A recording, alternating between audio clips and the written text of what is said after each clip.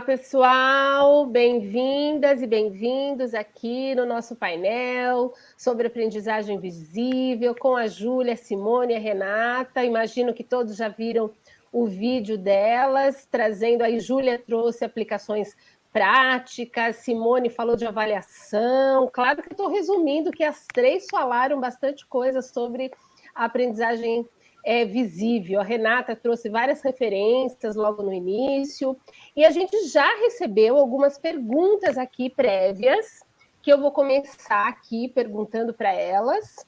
E vocês que estão nos assistindo aí na plataforma, se quiserem fazer comentários agora, durante as falas, eu vou também olhar, a Lauren, que está aí nos bastidores, me ajuda, e a gente vai, na medida do possível, trazer todas as perguntas aqui, tá bom? Eu queria começar com uma pergunta que chegou da Simone Severina Correia dos Santos, que é parecida com a pergunta da Patrícia Ribeiro e também da Dalila da Consolação Pereira Silva Fernandes. Elas estão perguntando em relação à idade, ou à série, ou a contextos, a partir de que série, ou a partir de que idade dos estudantes, ou contextos, a gente pode utilizar a abordagem da aprendizagem visível. Quem pode começar? Eu acho que eu vou começar falando e vocês me complementam. Bom dia a todas e todos. Mas é interessante falar sobre isso, porque quando a gente fala da aprendizagem visível e conecta a ideia do pensamento visível, quando é que alguém começa a pensar? Né? Então, talvez é a partir dessa pergunta, né, de que os bebês também pensam, e que a gente pode pensar a partir disso que não tem uma idade para começar, né? Mas que a partir de cada idade nós vamos, como muito bem lembrou a Simone agora há pouco, pensar quais os contextos mais adequados para que a gente aborde, né, essa proposta, ou que a gente busque as ferramentas que sejam mais adequadas para visibilizar esse pensamento que já existe, que vai sendo desenvolvido e tornado visível ao próprio pensante e a nós que estamos, né, em volta dele. Eu gosto muito dessa pergunta, até para poder romper com ela. É isso mesmo que a Renata estava falando. Eu sempre gosto de responder da educação infantil até a pós-graduação, ou sempre. Até porque é isso, né? É uma cultura de pensamento. A gente não está falando especificamente de uma metodologia. Claro que quando a gente traz para contextos escolares, a gente transforma em metodologia para poder ter intencionalidade pedagógica. Mas a gente está falando de cultura de pensamento, de hábito, de rotina de pensamento. Então, sempre. E a gente, né, que vivencia isso como educadores e como aprendizes o tempo todo, a gente se pega pensando desse modo, né, no nosso cotidiano, no nosso dia a dia. Quando a gente aprende uma rotina de pensamento, né, eu me pego o tempo todo, né, fazendo conexões, olhando para as coisas e pensando em partes, propósitos, complexidades, que é uma das rotinas de pensamento que no Mão na Massa a gente usa muito, e eu começo a olhar o mundo o tempo todo a partir, né, dessa perspectiva, desse prisma. Então, eu já fiz isso com crianças muito pequenas e com diferentes idades e até a formação de professores. E, de fato, as rotinas de pensamento, né, essa cultura de pensamento, ela deve ser adaptada a diferentes contextos, né? Ela não é uma metodologia engessada que tem que ser aplicada de uma maneira muito definida e que, então, você precisa saber ler e escrever ou, né, ou conseguir se apropriar de um enunciado de uma certa maneira para poder ter acesso a ela. Ela é para ser remixada e adaptada a contextos mais formais ou menos formais, né, mais informais, enfim, de educação. E Ju, continua, porque eu fico muito entusiasmada mesmo com a potência dessa estratégia de pensar para compreensão. Me conectar com o pensamento da Rei e da Si, a gente pensa comum, né? Na mesma cultura de pensamento. Uma das coisas mais bonitas e fortes dessa proposta, dessa pesquisa, que tem 50 anos, né, do Projeto Zero, com as rotinas de pensamento, é que não tem que ter um conhecimento prévio sobre isso. Você não precisa de um requisito para começar a usar, você tem que experimentar. E como a Simone disse, você pode e deve adaptar as consignas ao que fizer mais sentido aos seus estudantes, ao seu objeto de estudo, ao seu contexto. O importante é fazer pensar, né? Ajudar a criar uma cultura de diálogo e compartilhamento visível e de um pensamento visível.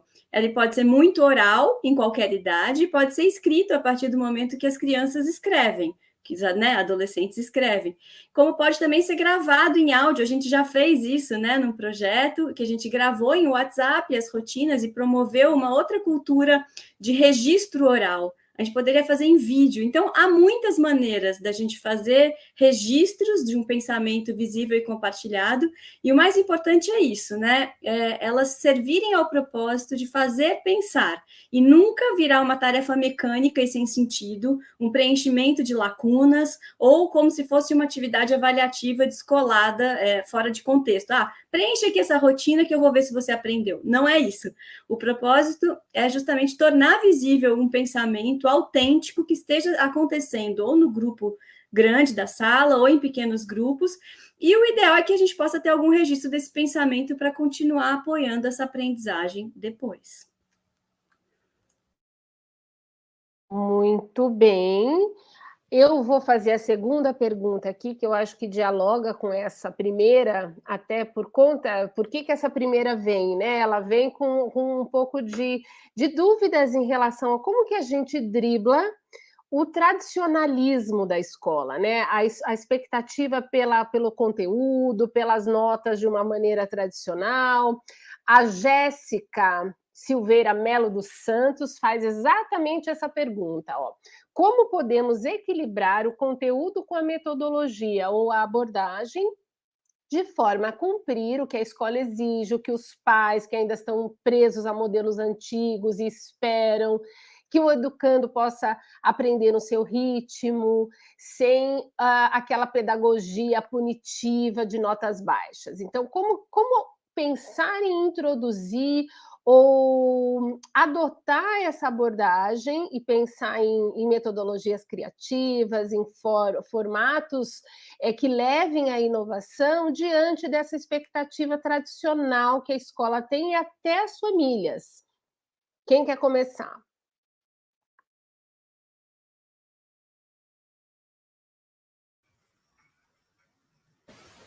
Gente, eu ia falar, alguém começa, eu já comecei para não ficar sempre nesse papel, mas dá muita vontade de se colocar em diálogo, né? Vai lá, Si. Bom, na minha experiência, eu levo, né, para a escola, eu falar para a sala de aula, mas para todos os ambientes da escola, uma proposta que é o Mão na Massa, que já rompe com algumas, né, das premissas mais convencionais, né, e talvez tradicionais de ensino e de aprendizagem. Isso já é sempre um desafio. Poder tornar visível, esse é sempre o nosso desafio, que existe ensino e aprendizagem em formas menos convencionais e tradicionais de ensino e de aprendizagem. Isso é um desafio, mostrar isso para os pais, para a coordenação da escola, e para os próprios estudantes. Às vezes a gente se assusta com os próprios estudantes dizendo para a gente: isso não é aula, eu estou aqui me divertindo. Quando alguma coisa foge muito do previsto, do esperado, da imagem estereotipada, né, de uma sala de aula onde o professor está na lousa falando sobre o conteúdo. E eu gosto muito desse tipo de aula também, né? No Catalisador a gente sempre fala que existem muitas formas interessantes de se ensinar e de se aprender com engajamento. O Mão na Massa é mais uma delas, mas ele vem romper, né, com esse estereótipo da aula convencional. Por que eu estou falando disso? Porque eu acho que quando a gente traz, né, as rotinas de pensamento e outras estratégias para tornar o pensamento visível, é um desafio, né, trazer isso para o contexto da sala de aula como mais uma estratégia, mas a gente tem que perceber isso como um aliado e não como algo a mais, uma tarefa a mais que vai ocupar o nosso tempo e competir com tantas coisas que a gente tem para fazer na sala de aula e dar conta. Se isso se tornar algo orgânico, né, do nosso fazer, e não uma atividade a mais, aí vem a somar e não a atrapalhar, né? Não vem como sobrecarga, vem como ferramenta que nos impulsiona e nos ajuda a dar conta do convencional também, né? Eu sempre lembro de uma fala do Ron Richard num evento que a Renata organizou, que ele falava isso, a gente precisa não pedagogizar as rotinas de pensamento como uma atividade extra. Elas não são uma atividade extra para a nossa sala de aula, não é mais uma metodologia, e a gente vai falar agora, então, agora é a hora da rotina de pensamento. Não, ela é uma mentalidade na sala de aula. O professor e o estudante, imbuídos dessa mentalidade, vão estar o tempo todo experimentando nesse outro jeito de olhar para o objeto do conhecimento. E aí isso é algo a mais, e não algo que vai ser ou isso ou aquilo, né? Ou a atividade de leitura, ou a rotina de pensamento, ou o exercício de matemática, ou a rotina de pensamento. Meninas, me ajudem a compor esse cenário, né? De como a gente pode trazer a rotina de pensamento para o ambiente de aprendizagem, né? Como algo... Porque eu tenho um monte de exemplos aqui para contar. Eu mesma... acho que quando o professor ele incorpora isso como na sua própria atitude, né, transparecendo para o estudante, eu penso que, né, e fala em nome próprio, né, verbaliza o seu pensamento e torna explícito o seu pensamento, ele está trazendo as rotinas para a sala de aula, né, em nome próprio, deixando isso visível para o estudante, e ele vai compartilhando um modo de pensar e de agir que vai, né, se entranhando na sala de aula. Não necessariamente isso precisa ser uma atividade a mais.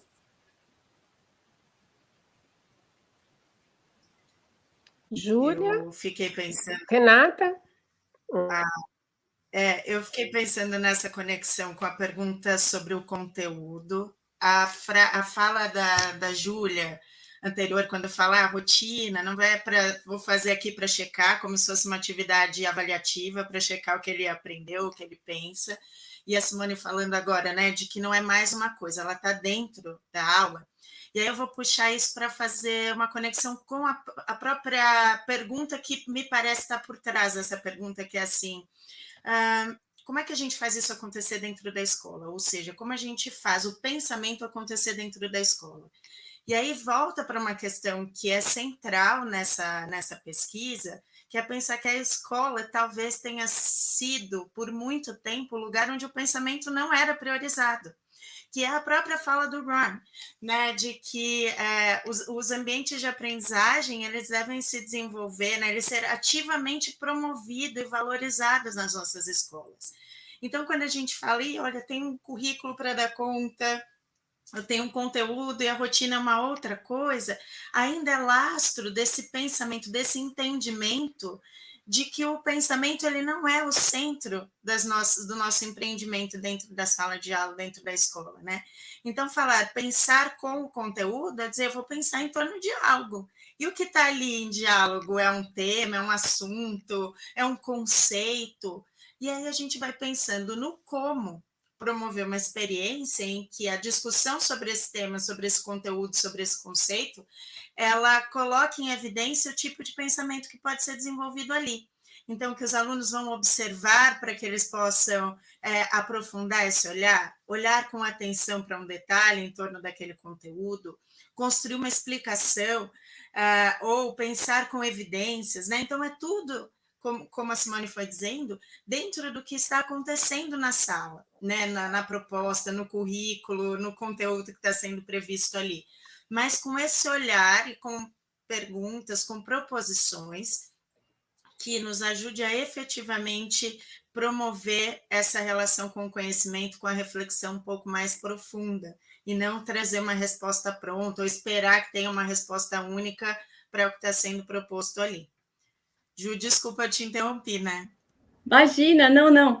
Eu vou responder e se a Pri concordar, eu faço já uma conexão com uma outra pergunta. Pode ser, Pri? Isso, pode. A pergunta sobre o 10 vezes 2, que veio da Dalila Fernandes e também da Aline Souza. Depois eu quero pontuar uns comentários que estão chegando aqui no chat, tá bom? Tá. Vocês estão vendo minha tela? Entrou? Entrou para vocês? Entrou. Sim? Ok? Tá. Então, eu queria fazer uma relação que eu acho bem didática, assim, com essa visão tradicional de como a escola espera que seja o conhecimento, né? E o que a nova formação mais ativa do século XXI precisa desenvolver e fazer uma conexão entre isso e o pensamento visível, né? Numa versão tradicional, instrucional do ensino e da aprendizagem, o modelo bancário, né, que falava Paulo Freire, a gente tem o professor explicando um conceito, por exemplo, erosão do solo, lençóis freáticos, qualquer coisa que a gente queira, tipos de paisagem. Aí ele interpreta e faz uma instrução explicando esse conteúdo. Aí ele faz perguntas para checar a compreensão dos estudantes, às vezes perguntas e respostas, e às vezes tem algum tipo de ação que o estudante faz para além disso. Tentar criar alguma coisa, tentar elaborar. Mas muitas vezes para por aqui. Livro didático traz o conceito, traz uma explicação, faz perguntas de compreensão. E não tem nenhuma ação para tornar o pensamento e a compreensão visível. No modelo investigativo de metodologia ativa, e a gente, né, nós aqui, com pensamento visível, a gente tem um propósito, uma questão que nos move, que vai ser investigada. Esse propósito, em geral, dispara uma ação, como eu vou exemplificar. Então, a gente vai ter, no caso de um estudo de uma paisagem, a gente já começa de uma ação de leitura dessa imagem.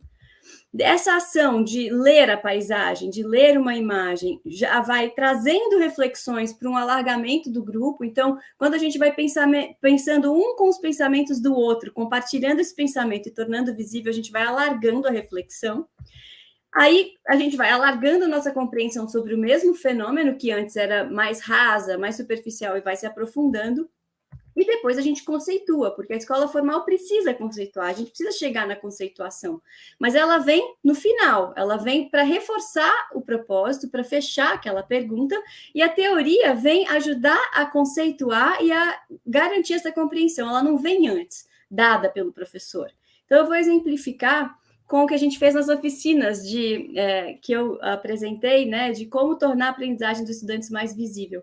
A gente lê esse infográfico, que é um infográfico para estudo dos solos e das paisagens, e ele mostra diversos fenômenos que estão acontecendo aqui. E como que a gente fez? A gente olha para essa imagem e pede para que todo mundo descreva 10 coisas que a gente está vendo.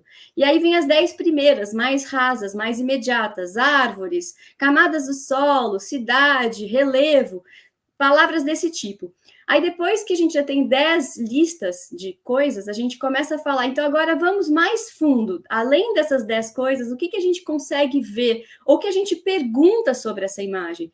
E aí que eles começam a olhar bem de perto, infiltrações de água no solo, uma infiltração com outra cor, uma alteração da superfície do solo, que daí muitos vão começar a perguntar do que se trata e achar que pode ser um lixão. Ver que a camada do solo é diferente, né, na floresta, na plantação, na paisagem rural, na paisagem natural, na paisagem rural e na paisagem urbana. Então, a gente vai começando a trazer perguntas, conceitos, relações numa visão mais aprofundada. E aí, então, a gente compara, por exemplo, as duas listas de observação, as 10 primeiras e as 10 segundas, e vai ficando evidente que na segunda lista a gente fez muito mais relação, foi muito mais fundo, a gente deu tempo para o pensamento ir acontecendo em sala de aula. Isso o professor foi documentando, né? Eu fui documentando enquanto a turma ia dizendo. Aí a gente começou a criar, então, uma primeira síntese conceitual. A gente criou uma manchete, como se fosse uma manchete de jornal, com um título e um subtítulo sobre o que a gente achava que expressava aquela paisagem. Então, se a gente tivesse que resumir aquele conteúdo que a gente estava analisando na paisagem a uma manchete, como que seria? Aí foram as ideias que muitos dos grupos tiveram. Então, foi uma aproximação já de uma conceituação que precisa acontecer na escola. E aí, a gente pensou qual que era a diferença entre uma lista e outra e o que a gente pode aprender sobre o nosso próprio pensamento fazendo esse mergulho. Em geral, todo mundo foi percebendo que a gente vai indo de um nível mais raso a um mais profundo de aprendizagem, que a condução e a interferência do professor fazia toda a diferença no sentido de garantir uma intencionalidade pedagógica, e que a gente foi justamente criando relações, aprofundando o conceito. Só que isso também não era suficiente. Então, para garantir o aprofundamento dessa rotina, eu quis que eles lessem o infográfico completo com os textos dentro do link, né, da Ativedu. Se vocês quiserem todos esses materiais, vocês podem escrever para o contato da Ativedu, a gente passa para vocês. Eles leram o material completo, aí então juntando o texto formal, a imagem e as hipóteses, e a partir disso eles criaram uma síntese em uma outra rotina de sistematização de conceitos, que foi a SIC mais D, conceitos, conexões, inovações e desafios, e a gente também aproximou do mapa conceitual, que é outra forma de criar uma síntese conceitual. Então, por que eu estou dando essa grande volta para dizer? A gente consegue trabalhar de uma maneira ativa,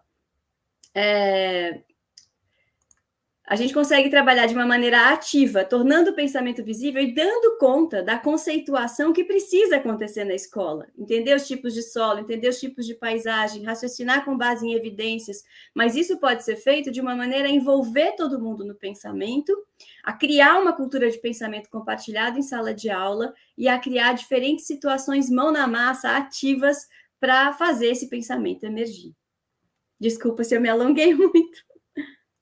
Muito bom, vários comentários aqui. Aliás, as perguntas que chegaram prévias também comentando super bem em relação às atividades, às formatos. Alguns falam técnica, e eu sei que vocês não gostam de tanto da técnica, é mesmo a abordagem, né? Como que a gente muda essa mentalidade. Eu acho bacana que acho que foi Simone que falou isso. E gente pedindo contato aqui também, Júlia, para receber os materiais. Tem mais uma pessoa que tinha perguntado os materiais, foi a Flávia Fernandes, então a Júlia já respondeu a pergunta da Flávia. Tem 2 comentários e pergunta ao mesmo tempo que chegaram aqui no chat que eu queria falar e pedir que vocês comentassem também. A Vonizete Machado, ela traz a preocupação sobre a distância entre teoria e prática, que ainda acontece na maioria das escolas, e que as políticas públicas ainda estão distantes dessas discussões que a gente está trazendo aqui. E o Danilo Moreira, ele pergunta sobre a questão agora depois da pandemia com a distância, né? Ficou ainda mais difícil a gente implementar novas formas, novas práticas, e como lidar com esse desafio aí agora no à distância, né? Ou nos momentos que são o presencial integrado com a distância, como que a gente pode pensar em utilizar as rotinas de pensamento? Nossa, eu tô com vontade de falar. Vai lá, Vocês me Simone. interrompam, por favor. Essas 2 perguntas me mobilizam.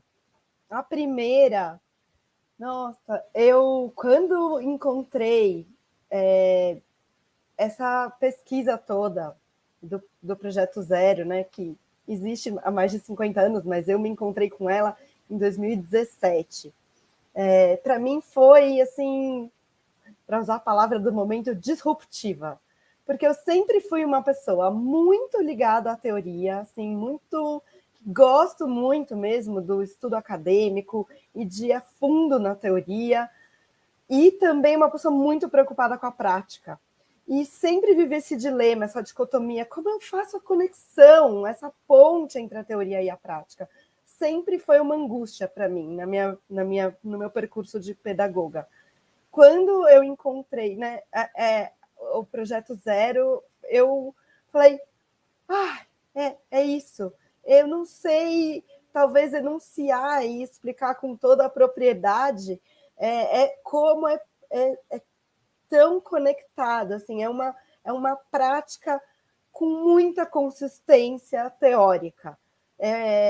Eu acho que só mesmo experimentando é que é possível ter isso ficar tão tangível, né? Talvez a Ju e a Renata possam me ajudar a falar mais sobre isso, mas para mim foi ficando muito consistente, né? O quanto era uma metodologia, uma técnica, né? Que tinha prática, né? Que tinha rotina, tinha isso, né? Tinha metodologia, mas por trás dessa metodologia, desses 3 passinhos, né? Cada rotina de pensamento são 3 passinhos muito simples. E eu sempre tive muita aflição de coisas muito simplificadas. Por trás tinha muita consistência, muita ética, muita filosofia da educação, muito pensamento, muita compreensão pedagógica para chegar nesses 3 passinhos tão simples de serem experimentados, e eu acho que não é aplicados mesmo, é vivenciados na sala de aula pelos professores e pelos estudantes. Então, eu acho que as rotinas de pensamento estão aí para a gente estreitar essa distância entre teoria e prática.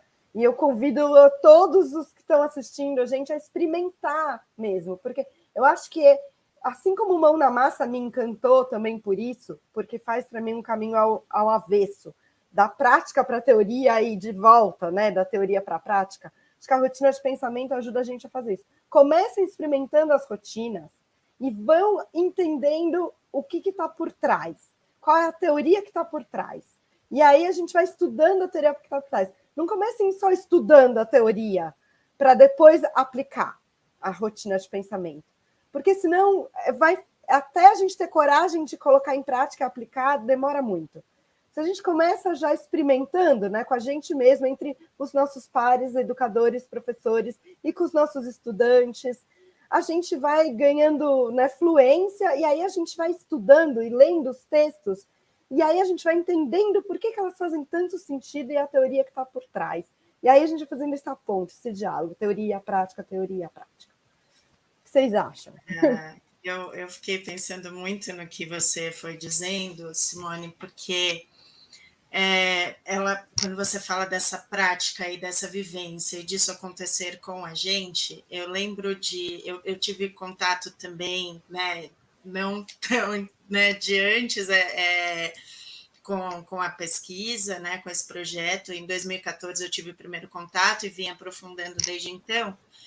E uma das frases que mais me chama a atenção é essa ideia de que para que as salas de aula tenham essa cultura de pensamento, é imprescindível que a sala dos professores também as tenha. Então, assim, tem que começar da gente, né? Então, essa pergunta, ela veio cheia da percepção dos desafios que são presentes para a gente viver a nossa experiência em sala de aula, né? Então, falaram de políticas públicas, a gente podia falar do tempo, a gente podia falar do número de estudantes em sala, a gente podia falar de várias coisas, porque os desafios da educação são imensos, imensos. Mas se a gente começar por algum lugar, e esse lugar tem que ser a gente, né? A pensar qual é a minha cultura, a minha relação com a cultura de pensamento. Como que eu vivo essa experiência de pensar e pensar melhor, né? Então, essa pesquisa, e aí com isso eu já vou me aproximando um pouco de um outro comentário, pergunta, que é sobre como viver essa proposta, considerando alunos em situação de inclusão, pensando nos transtornos, enfim, eu acho que é mais ainda um motivo para a gente considerar isso, né? Então, essa pesquisa, ela tem no centro essa ideia do pensamento dentre e através do pensamento e aprendizagem dentro e através das artes, ou seja, por meio de linguagens.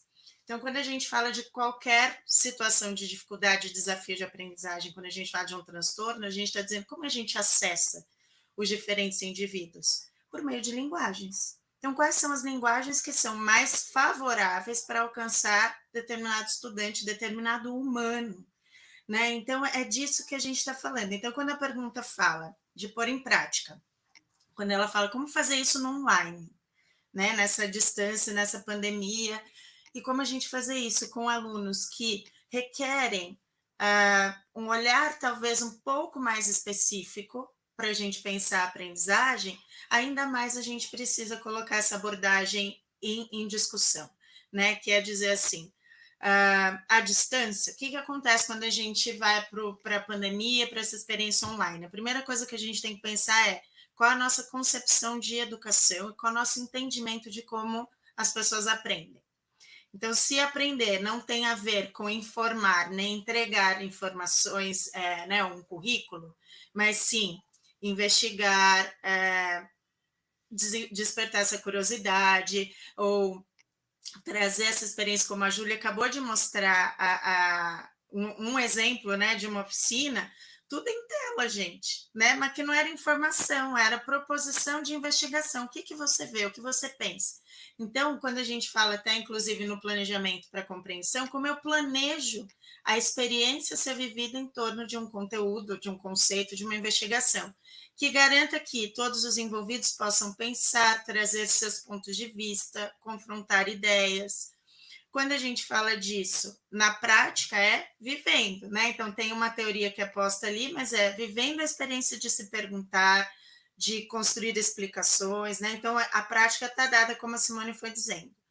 Com situações em que eu vivo um desafio na relação com o processo de aprendizagem, ou pensando em um transtorno, qual é a outra pergunta que a gente se faz? Se aprender tem a ver com investigar, com experimentar, com testar hipóteses, como que aquele aluno evidencia que ele se aproxima um pouco mais da aprendizagem? É pela arte? É pelo fazer? É pela música? É escrevendo? É registrando? É produzindo mais situações orais? É em trabalhos em grupos menores, porque no grupo maior ele não se expõe tanto? É trabalhando em dupla? Então a gente vai olhar para isso, pensar quais as linguagens que favoreçam, como que esse pensamento vai ser expresso, né, de todos os estudantes, e aí a gente pensar em formas de documentar também, se vai ser com áudio, com vídeo, com o próprio registro, para que esse pensamento se faça visível a quem o produziu.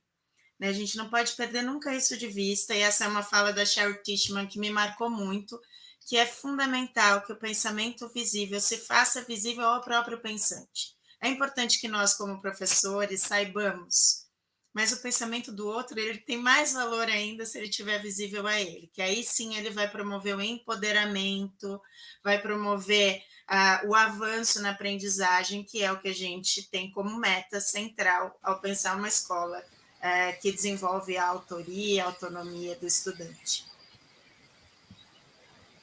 Complementando, né, o que foi dito, é isso, né? A pesquisa do Projeto Zero, ela é muito robusta e potente porque é uma pesquisa baseada em sala de aula. Ela foi construída a partir de salas de aula reais, com professores reais, com estudantes reais, construindo conceitos, construindo investigações, então criando oportunidades de pensar, de compartilhar em diferentes estratégias e linguagens, né? A gente vai em breve lançar um livro.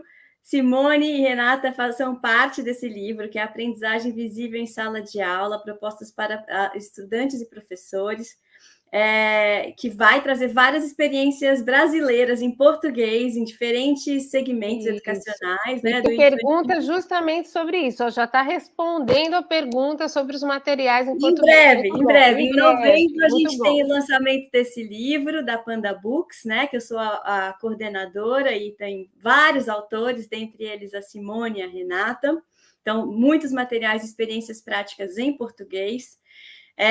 Todas nós oferecemos vários cursos com vários materiais. A Ativa Educação está justamente lançando um e-book de rotinas de pensamento em português, que é uma coleta de práticas feitas dos nossos cursos, porque a gente precisa mesmo, né, ter materiais em português, porque a linguagem é uma barreira mesmo, né?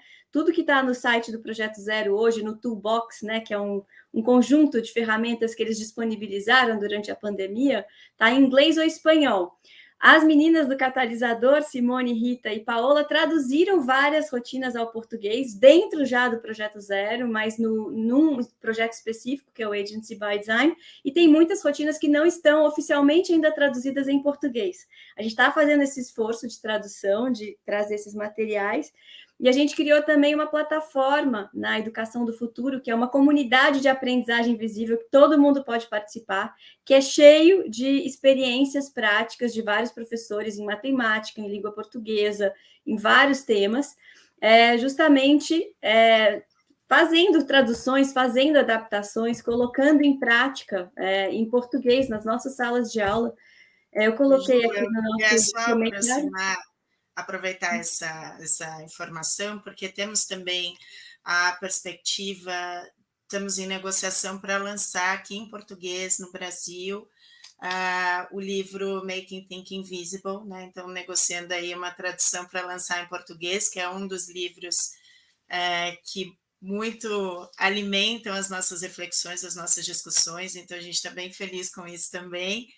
E temos algumas entrevistas, alguns materiais também no canal do YouTube da Composição ou no site, com entrevistas legendadas, com pesquisadores do Project Zero, com coisas que vocês podem acessar também em português. Aí eu vou aproveitar e contar que está disponível também online, gratuito, o Caderno do Educador Mão na Massa, que o Instituto Catalisador publicou. Olha, que bacana! E tem um capítulo só sobre as rotinas de pensamento mais voltadas para a questão do mão na massa, né, que são as do Agency by Design, mas que é isso, vão ajudando a gente a falar sobre as rotinas de pensamento em geral e especificamente sobre essas que tornam o pensamento que acontece durante o mão na massa visível.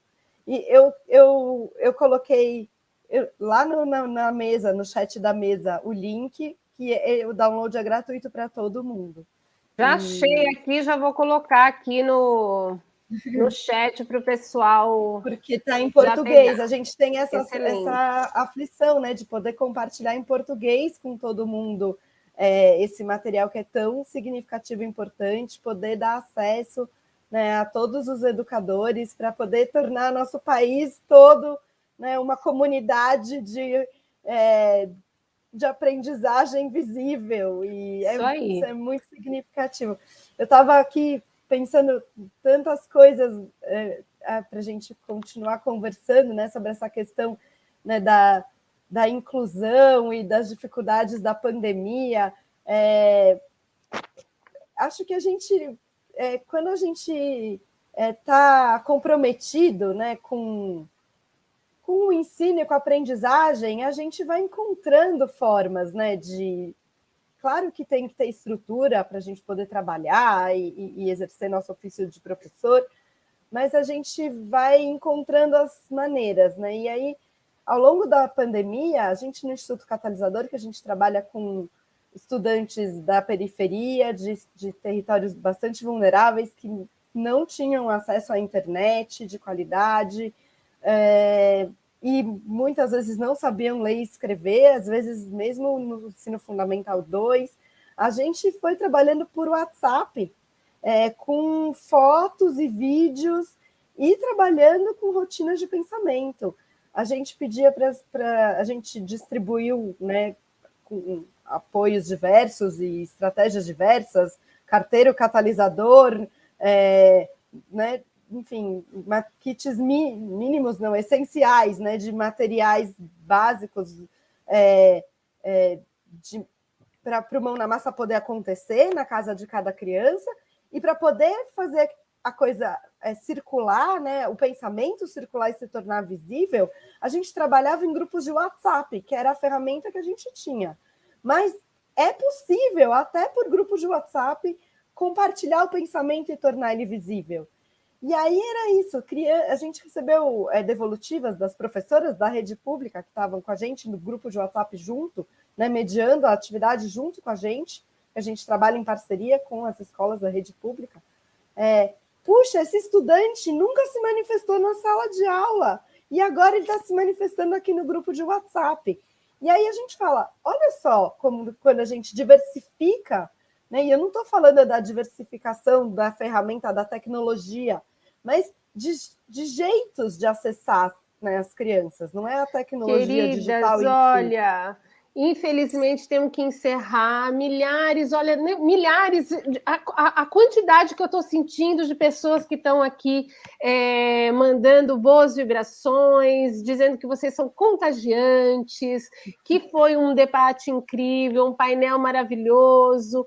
Tem gente de várias cidades do Brasil, vários estados aqui. Eu não consigo dar conta de mencionar todos e todas que estão aqui falando. Então, na expectativa do livro, agradecendo o compartilhar, o que vocês já compartilharam, e o livro que chegou aqui, na expectativa do que virá, e agradecendo muito, muito vocês aqui. Olha, tem uma vibração forte aqui, ó, de várias cidades do Brasil. E agora a gente encerra, e com os contatos da Júlia, Renata e Simone, que vocês já receberam aí, que acho que a Lauren que passou, o pessoal do Congresso já passou, e tem gente já encontrando outros materiais de vocês aqui, já passando para os demais aqui. Muito bom, meninas.